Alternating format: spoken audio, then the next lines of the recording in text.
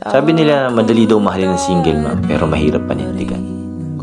Alam mo, totoo yun. Alam mo kung bakit. Biruin mo, paninindigan mo yung pananagutan na pinabayaan ng iba.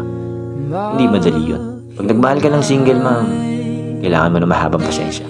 Hindi niya kayang ibigay yung buong oras niya sa'yo, pero kaya kanyang mahalin ng buong buo. Sadyang matatag sila at matatapang.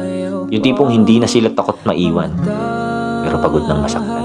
Hindi napapagod makipaglaro sa anak nila, pero pagod ng paglaruan ng puso nila. Madalas din silang husgahan. Kaya iniwan kasi ganito.